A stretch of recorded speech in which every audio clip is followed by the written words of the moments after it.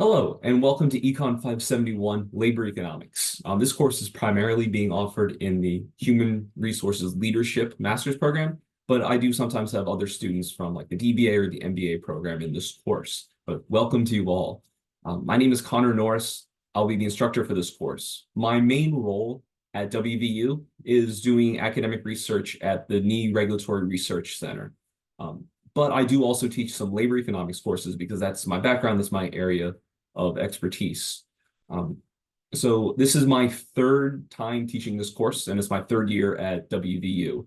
I've been teaching this course from the beginning of the Human Resources Leadership Program. It's a really cool course and exciting program in general, and I'm glad to be able to be a part of it. One of the problems with economics, one of our downsides, is that we focus way too much on theory and not enough on actual practice. And this course is kind of forcing me to go through and seeing how our theory actually reaches the real world. So hopefully for you, this will be an intriguing class with some interesting topics. I'll be focusing on a lot of theory in the lectures, trying to develop those, but then also giving real world examples so you can see exactly how these ideas that we have play out in the real world, not just on the chalkboard or on the computer screen for you. So now for this course, it's going to be organized out into 8 weeks. You'll have a midterm and a final exam, and then assignments each week. In the past, I have done this with each module lasting about 9 days.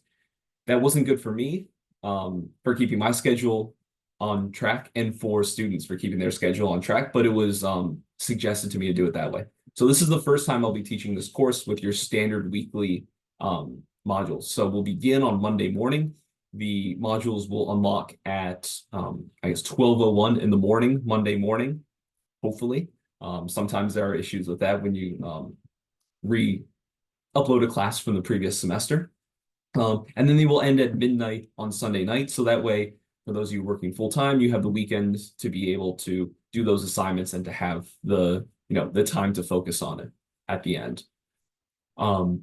I will be changing up this course from the previous 2 years a little bit. We're using a different textbook this year. We're using George Borjas's Labor Economics textbook. I think this is more appropriate for the class. It's a little bit different from what other labor econ courses in the other master's programs deal with, but there's a lot more examples and practical sorts of assignments associated with this textbook that I think is better suited for what we're going to be doing here.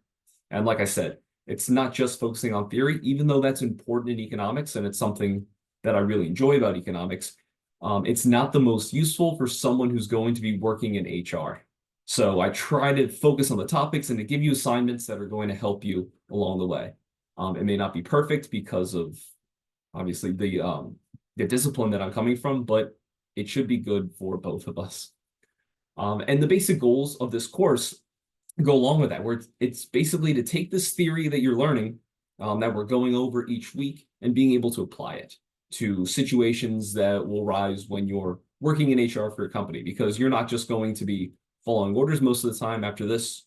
Hopefully a big part of this program is that it will help you get into a leadership role within your organization. Like I said, it's going to be organized weekly. We're going to go through topics focusing basically on one a week. The first week is going to be an introduction, so we'll do like the intro chapter, and then I'll include a couple other readings to try to help you understand economics in general. I know a lot of you probably haven't had an econ course in a long time, so I want to make sure that this is useful for you without being overly difficult and focusing way too much on theory or in the weeds topics that you have never seen before or aren't going to use in the future. Going forward, then we'll talk about supply in week 2 and demand in week 3. These are foundational concepts in economics, and they're very important for understanding the labor market. In week 4, we'll put together supply and demand into equilibrium analysis. So seeing how these two interact, how workers' decision-making and firms' decision-making interplay with each other, and how they can adjust and how they change over time. From there, then we'll talk about more stuff specifically focused on workers. So we'll look at what's called compensating differentials, or why some jobs pay more than other jobs. Moving through that, we'll look at education and human capital formation, how that impacts workers' productivity and how it impacts the wages that they receive.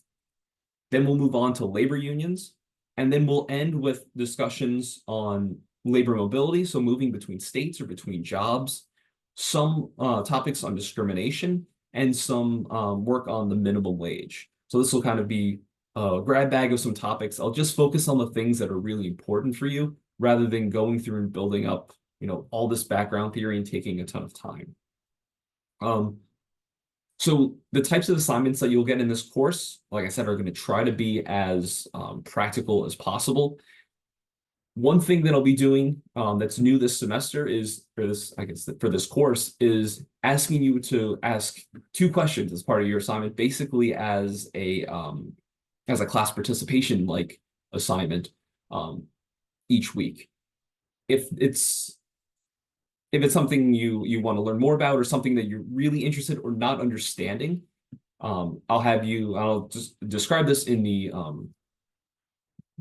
in the instructions for the assignment, but basically have you mark that somehow, and for the next module, I'll quickly record a video kind of going over and answering those questions and how that topic might play into what you need to do for the course, or need to understand for the assignments or for the exams. One of the hardest parts about an online course is not being able to see whether the students are understanding the topic or if they're a little confused, and you're not able to ask questions of me in the moment, say, wait a second, could you just explain this a little bit more? So that can add a lot of work for you and a lot of work for me. So something I try to do is encourage you to reach out as much as possible. If you have something that you're struggling to understand, please feel free to email me. Don't think you're bothering me. If we were teaching or doing this in person, it would be the same as you coming up to me after class and saying, hey, can you talk about this real quick? And 2 to 3 minutes, we're done. So I can easily fire off an email back to you to explain the topic. If it's something you're having more trouble with, I'm more than happy to sit down and do a Zoom call with you to talk through this kind of stuff. I've found that a lot of my best students tend to use these like office hours or one-on-one conversations to try to understand things. So don't feel like you're embarrassed. When I was an undergrad, I never asked questions in class. I never went to office hours. I thought it was a sign that you didn't understand the material, you weren't smart enough. I'm like, I'll just work hard on my own. Being on the other side, I quickly learned how much you tend to like students that do that. You see that they're very interested in the topic and they want to understand it. And they walk away with a better understanding than if they were banging their head on the table trying to understand it themselves. So I very much encourage you to take advantage and to reach out with me if you do have these questions. And I think that's one of the #1 ways to succeed. I'll give you a brief example of what I did in grad school and even somewhat in undergrad to succeed is I would read the textbook before I watched the lectures or sat in class for the lectures, sort of give you that background so you know kind of what the professor is going to be talking about. Then watch the lectures, and then afterwards I would also read the textbook again to try to refresh or drive home some of these topics, or the concepts that I might have had trouble with the first time or weren't perfectly clear. If you do that, stay on top of the work and reach out anytime that you have issues understanding something, you should be able to succeed in this class. The goal of this class is not some sort of weed out class. When I was an undergrad, OChem was that class for pretty much any health science majors. A lot of my friends would complain about like how difficult it was.